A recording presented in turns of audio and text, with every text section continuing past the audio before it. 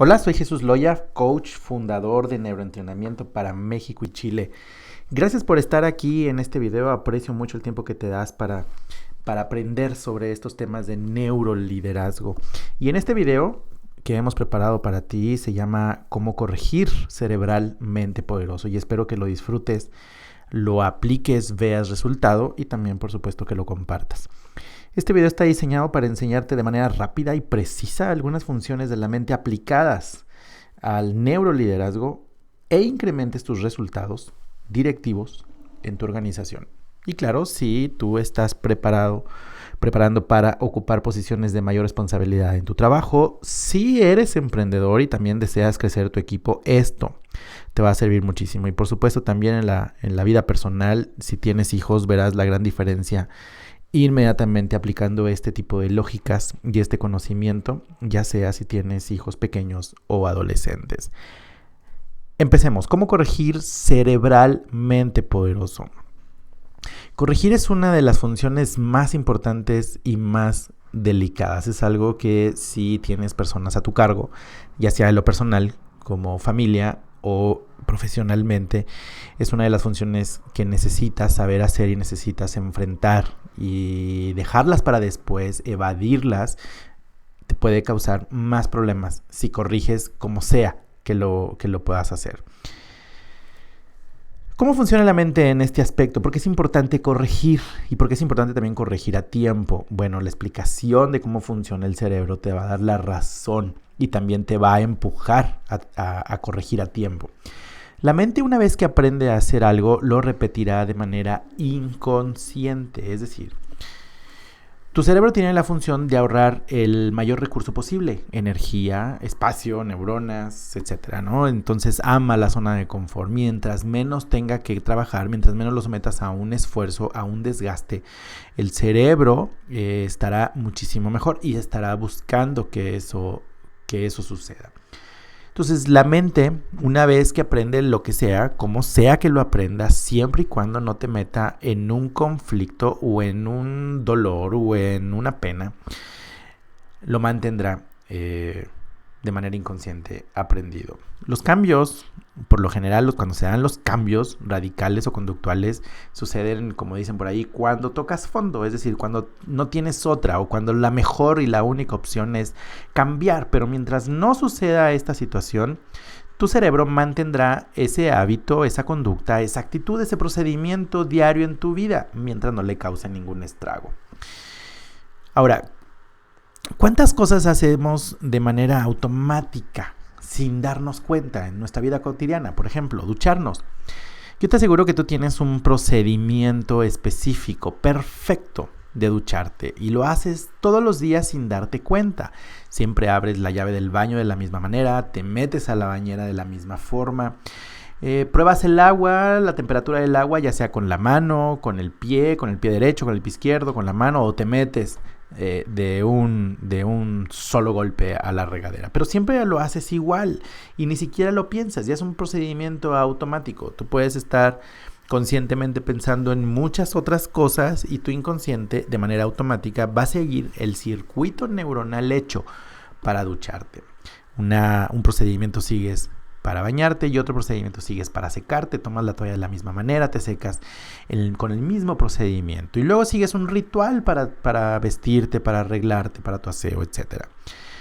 Otra de las cosas que hacemos de manera automática sin darnos cuenta, por supuesto, es manejar. ¿Y cuántos de nosotros hemos desarrollado esa habilidad que seguramente está mal, pero hemos desarrollado la habilidad de hablar por teléfono mientras manejamos, de textear mientras manejamos, de poder escoger y buscar el track, la canción que nos gusta en nuestro iPod o en nuestro disco? Y podemos estar concentrados de manera consciente en una plática, en un documento, y nuestro inconsciente de manera automática va a aplicar todo lo que sabe para manejar. Y en cuanto el inconsciente vea la luz roja, lo que va a hacer de manera automática es pisar el freno. Si alguien invade tu carril, de manera automática pisas el freno. Pero si tú ves la luz amarilla que se acaba de poner, de manera automática vas a pisar el acelerador, vas a buscar la manera de cómo cruzar ese semáforo. Y todo lo haces de manera inconsciente.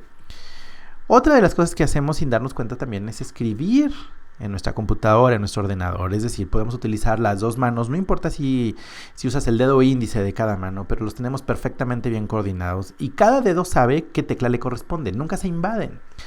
Y eso lo hacemos sin darnos cuenta. ¿Cómo lo aprendimos? Tampoco sabemos cómo llegamos a ese momento en que aprendimos a ejecutar todas estas actividades, como todos estos hábitos. Simplemente de manera accidental lo aprendimos y el cerebro lo que hace es salimos adelante de esta forma de hacerlo, no nos impide hacer otras cosas, no necesitamos aprenderlo de una manera diferente y entonces lo mantiene. En mis cursos te platico qué sucede en mis entrenamientos y si ya has estado alguno de ellos, has de recordar que el segundo día de curso, lo primero que hacemos es analizamos esto. El segundo día la gente llega en la mañana y se siente en el mismo lugar del día anterior. Y hay personas que llegan tarde, por ejemplo, cuando ya todos los espacios están ocupados y su lugar está libre. ¿Por qué? Porque es el lugar de esa persona. Y porque cada uno, aunque sean 30 personas, cada uno de ellos llega a ocupar su lugar. El primer día lo ocupan de manera accidental. Tal vez llegaron, vieron la pantalla, vieron el lugar, vieron dónde estaba el refrigerio, el coffee break y decidieron a lo mejor sentarse ahí. Llegaron tarde a lo mejor y encontraron 2 sillas vacías y bueno, se colocaron ahí. Pero al día siguiente lo hacen por convicción, lo hacen en automático, ya no razonan, ya no piensan. El cerebro ya no va a gastar energía en analizar nuevamente en dónde se tendría que sentar ahora si ya tiene un lugar establecido. ¿Cuál es la importancia entonces de corregir a tiempo? Si la primera vez que tú ejecutas una tarea, una actividad, un procedimiento, mucho puede ser de forma accidental, inmediatamente la segunda vez que tú lo hagas, ya no vas a saber por qué lo haces. Simplemente lo que hace el cerebro es buscar la estadística, ve el número de veces que ya lo tiene aprendido y lo ejecuta el mismo circuito neuronal que ya tiene para esa actividad. No necesita gastar otro circuito neuronal, otro grupo de neuronas para algo que ya sabe hacer y ahorra tiempo. La importancia entonces de corregir es evitar que una actividad o un procedimiento inadecuado se vaya instalando en la mente y después nos cueste muchísimo trabajo dejar ese hábito. Porque además también, mientras más pronto corrijas, es más fácil que la mente sustituya ese paso inadecuado por uno nuevo. Esa es la ventaja de hacerlo lo más pronto posible. Evadir, dejarlo para después, dejarlo a ver si se corrige solo, es un gran error, porque la mente por sí misma no va a corregir una actividad que ya de manera automática, aunque sea de manera accidental, lo hizo de forma incorrecta. Así es que si tú esperas a que la gente reflexione sola, no lo hace, no es parte de la naturaleza del cerebro.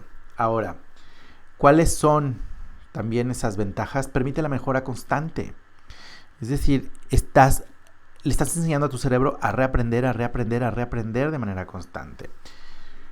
Asegura el apego a los procedimientos, políticas, reglamentos y así la correcta operación. Es decir, tu hábito de corregir de manera oportuna también le va ayudando al cerebro de las personas que están contigo a estar en una constante retroalimentación.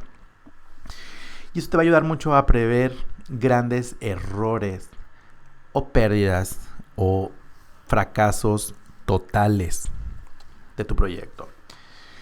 Ahora, ¿cuáles son los principales errores al corregir? Uno de ellos es que solemos atacar a la persona.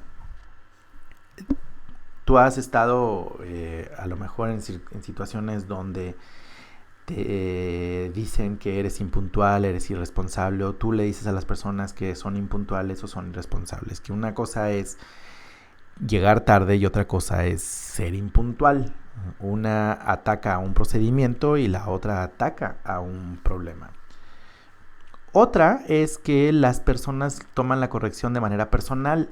Es decir, cuando tú atacas una actividad o un error, algo que se está haciendo mal, las personas suelen convertirse en el error. Es decir, no ven que el error es un procedimiento, sino que ellos mismos son el error viviente. Y cuando no lo sabes hacer, tú llegas con la persona y lo atacas de manera personal y conviertes a la persona en el error. Y cuando tú quieres mejorar sus procesos o mejorar el resultado, tu mejor opción es pedir que cambien a las personas o cambiar a las personas, las corres y después te vas dando cuenta que no era la solución correcta, porque el problema no es la persona. Otro error es que lo hacemos con miedo. Lo hacemos con miedo y la gente lo sabe. Y cuando tú haces cualquier actividad, no nada más corregir, cuando tú haces cualquier actividad con miedo, dirigir una reunión, delegar, presentar un proyecto, hablar en público, eso trae también toda una comunicación no verbal, un lenguaje corporal, y eso te hace perder fuerza en el objetivo que tú estás persiguiendo. Otro es que lo hacemos sin precisiones, hacemos una corrección incompleta o desenfocado.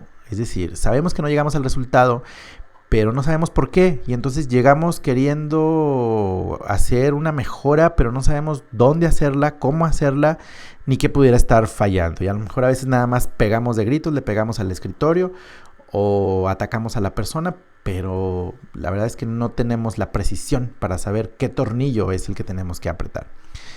Y otro error es que creamos y generemos un conflicto personal de cada corrección que hagamos. Y a veces las personas, los jefes, los líderes, evitan la corrección porque saben que eso les va a provocar un conflicto personal. Y de hecho hay amistades que han terminado así. Han terminado en una corrección, lo toman personal, se genera un conflicto y bueno, en lugar de llegar a una mejora, pues vas empeorando. Y la otra pues es que se hiere el orgullo. A muchas personas no nos gusta que nos corrijan porque lo vemos de manera personal y entonces eso nos pega en autoestima. Tú llegas con una persona que a lo mejor en ese momento necesita reconocimiento por lo bien hecho, pero tu corrección le pega en el orgullo. Y no nada más es responsabilidad de la otra persona sentirlo así, porque también es una cuestión opcional, sino también tú como líder, cómo es que atacas esa situación, qué haces y provocas con lo que haces y con lo que dices, pegarle en el orgullo y en la autoestima a la otra persona.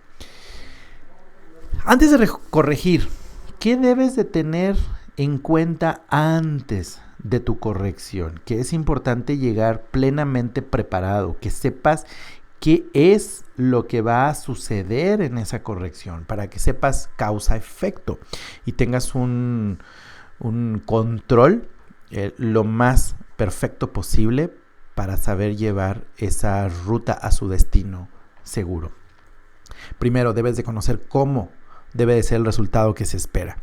Es decir, el producto final, o si es un reporte, o si es un resultado, si es una estadística. ¿Qué es eso ideal? ¿Cuál sería la perfección de la aplicación del procedimiento? O hacerlo bien, ¿qué resultado te estaría dando? Entonces debes de conocer perfectamente cuál es el producto terminado, no importa de qué estemos hablando, ¿de acuerdo? Lo siguiente es que te debes asegurar de revisar el procedimiento, es decir, lo que la persona hace en su función, trata de conocerlo lo mejor posible. Si es un procedimiento, si es una serie de pasos, si son requerimientos, si es una lista de verificación que la persona debe de seguir, trata de conocerlo antes de llegar con la persona físicamente, personalmente, a hacer la corrección. No tienes que ser experto en el tema, pero sí debes de tener una idea lo mejor posible de cuál es el procedimiento, los requerimientos o lo que tienen que hacer. Porque tal vez dentro de ese paso o de esos pasos que tu equipo debe de seguir para llegar a un resultado, es muy probable que tú estés involucrado en esos pasos y debes de estar también consciente en qué momento tú, con humildad y con honestidad, tienes que ser parte de la solución. Tal vez algo que estás haciendo o que estás dejando de hacer también puede estar impactando el resultado de tu equipo de trabajo. Y ahí necesitas toda la voluntad y toda la humildad para aceptar la situación y poner manos en acción. Y la otra es que el problema es el resultado, no la persona. Antes de llegar con la persona debes estar bien consciente que el problema es el resultado que se está obteniendo o que no se está obteniendo, nunca la persona. Las personas somos ejecutores de procesos, de procedimientos, de actividades. Nunca somos el problema. El problema son los pasos que se siguen, el procedimiento, las actividades, y eso es donde tú te vas a enfocar principalmente cuando tú llegues con la persona. El problema pueden ser los tiempos en que hace cada paso, la secuencia, los insumos, también el conocimiento que tiene la persona sobre eso.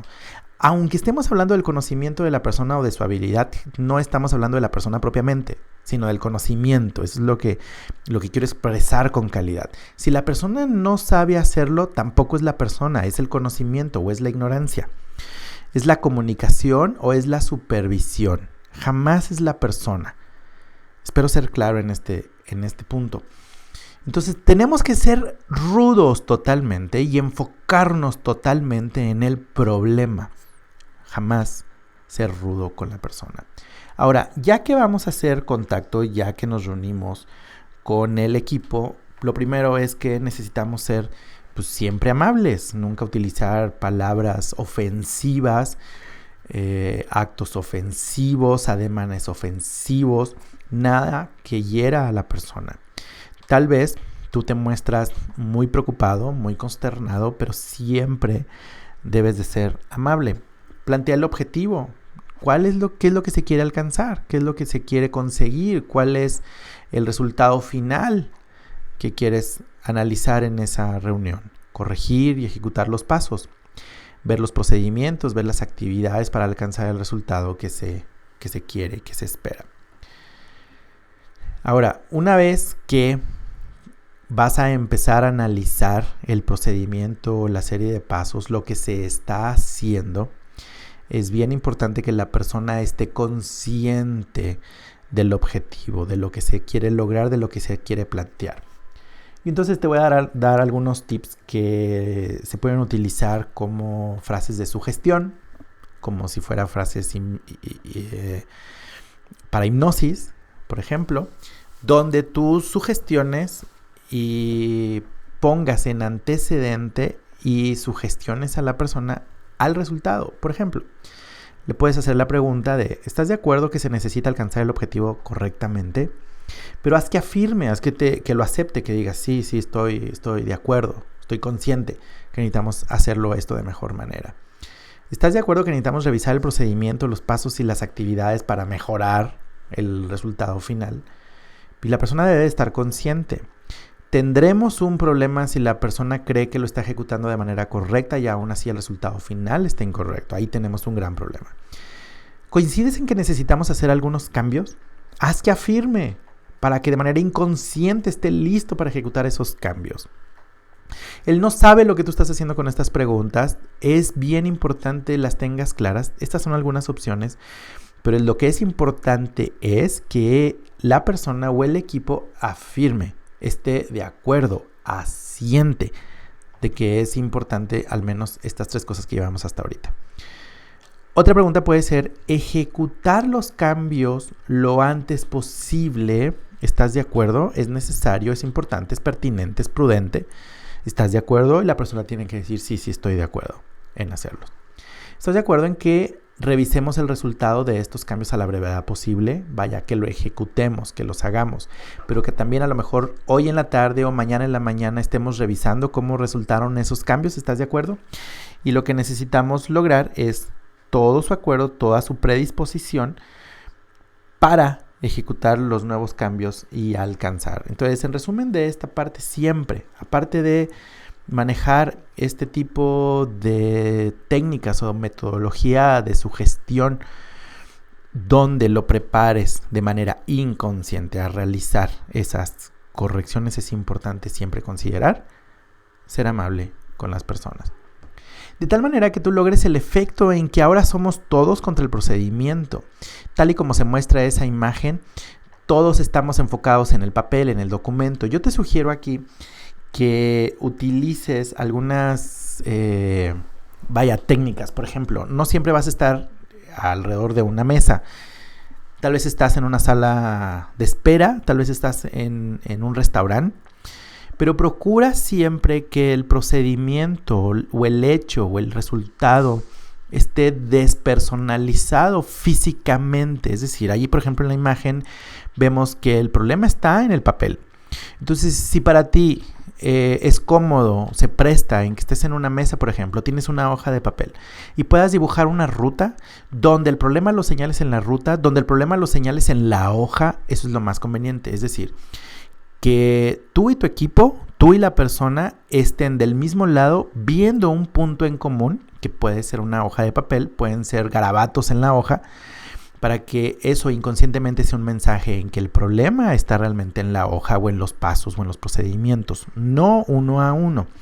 Si estás en la mesa de un restaurante, por ejemplo, pues puedes utilizar el salero, el servilletero, el florero, los cubiertos para ir señalando o ir demostrando un paso tras otro y puedas, por ejemplo, nombrar como el problema al tenedor, por ejemplo, y cómo el tenedor lo tienes que mover, lo tienes que cambiar. O si los objetos están separados, cómo lo necesitas pegar todos esos para que la secuencia sea más rápida, por ejemplo. Y si estás en una sala de espera, pues utiliza las revistas que están ahí, utiliza los adornos, los objetos, o saca una pluma, por ejemplo. Utiliza lo que tengas a la mano para que enfoques su visión en un objeto y que el objeto represente el problema y nunca sea él. Y el problema sea, y el objeto sea lo que tú tienes que modificar o cambiar. Repasa este video, repásalo nuevamente, trata de desarrollar tus propias preguntas con las que vas a sugestionar a la persona a su predisposición, y recuerda que el problema nunca es la persona, siempre es un paso, es un procedimiento, son tiempos lo que se va a corregir. Si eres padre de familia y tu hijo, por ejemplo, no está alcanzando las notas que tú quieres, bueno, el procedimiento tal vez es el tiempo de estudio, la manera en que se está estudiando, la manera en que se está haciendo la tarea, por ejemplo. Es decir, nunca es la incapacidad del niño, siempre es el procedimiento o la forma en que está ejecutando ese proceso. Si no pone atención, la forma es, necesitamos enfocarlos en el documento. ¿De acuerdo? Y bueno, este es un tema de neuroliderazgo, lo puedes aplicar en cualquier ámbito, va a ser muy sencillo, muy fácil para ti cuando tú veas que lo que vas a atacar es un procedimiento, una serie de pasos, una serie de acciones y jamás una persona. A veces el creer que vamos a una pelea cuando vamos a corregir, eso nos pone nerviosos y es lo que evitamos hacer, o sabemos que va a haber un conflicto después de esa corrección, es lo que evitamos hacer. Algunas veces será incómodo, aunque utilices estas técnicas, aplicar el procedimiento de corrección, aunque tú te enfoques en un objeto o en un documento para despersonalizar la corrección, pero siempre será más fácil atacar una hoja de papel o una serie de pasos que a una persona. Este es un video como parte de otros. Por ejemplo, ahí puedes ver el poder del reconocimiento, es otro video que te voy a mandar. Cerebralmente hablando, cuál es el poder del reconocimiento, cómo corregir, cómo convertir una entrevista de trabajo en una reunión de trabajo. No importa si esa entrevista la vas a tener internamente, es decir, si vas a ser sujeto a una promoción, ¿cómo puedes dar esa simulación de que ya estás en el puesto con la persona con la que te vas a entrevistar y eso inconscientemente te posicione y le dé a la otra persona un ejemplo real de qué serías tú ejecutando el puesto que tú deseas? ¿Cuál debería ser la agenda en tu primer día del puesto? ¿Qué es lo primero que debes hacer llegando la primera vez que ocupes tu nuevo puesto, ya sea internamente en la organización o te estés cambiando de organización? También como neuroliderazgo, ¿cuáles pueden ser algunas conductas? ¿Qué señales de tu lenguaje corporal pueden ser cautivadoras? Estate atento, tenemos neuroliderazgo presencial. Ya con este correo te puede estar llegando la información donde estamos 16 horas. Estoy 16 horas contigo. Solo nos detenemos 1 hora para comer cada día. Sin recesos, intensos, sumamente interesante y sumamente vivencial y aplicable desde el primer día a cada uno de estos. Yo soy Jesús Loya y espero conocerte y verte en alguno de mis entrenamientos. Si crees que este video le puede servir a alguna persona cercana a ti, por ejemplo a tu jefe, pues mándale este video y espero conocerlos en algunos de mis entrenamientos. Hasta luego.